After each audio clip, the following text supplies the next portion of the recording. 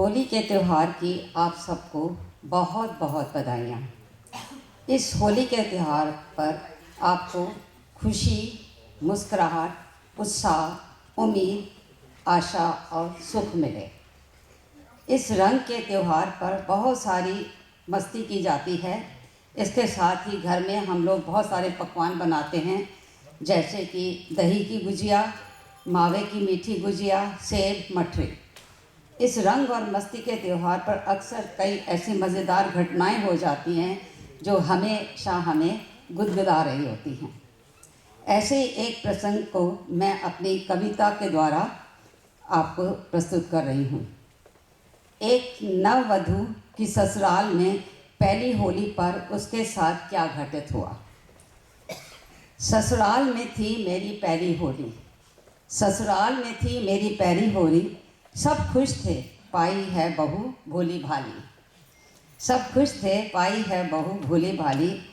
हम घर में अनेक पकवान बन रहे थे, घर में अनेक पकवान बन रहे थे, जिसमें खासकर मठरी, गुजिया और दही बड़े थे। सब घरों में होली के अवसर पर ये सब बनता ही है। हम भी सासू माँ के साथ काम में अड़ रहे थे और हमारी लगन और उत्साह देखकर माँ ने हमें काम दिया। हमारी लगन और उत्साह देखकर माँ ने हमें काम दिया। हमने भी खुशी खुशी हौसला दिखाया। माँ ने कहा, बेटा ज़रा पानी में गुजिया भिगा दो, थोड़ी देर बाद उन्हें दही में लगा दो। अब वधू को तो आदेश मानना ही था, तो क्या करती। हमने भी आज्ञाकारी बहू की तरह धर्म निभाया।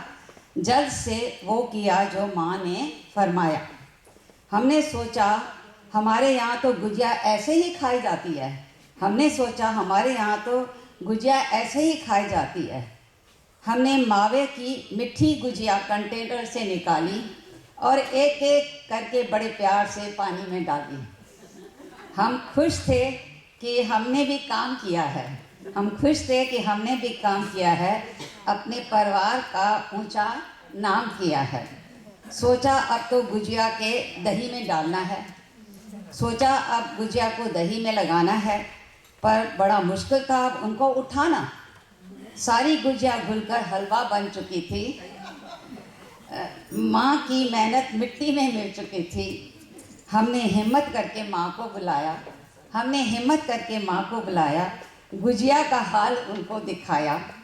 पूछा इनको उठाने की क्या टेक्निक है, पूछा इनको उठाने की क्या टेक्निक है। डिश तो यह हमारी लगती बिल्कुल यूनिक है, डिश तो यह लगती हमारी बिल्कुल यूनिक है। यह देखकर माँ का सिर चकराया। सारा नज़ारा उन्हें समझ आया।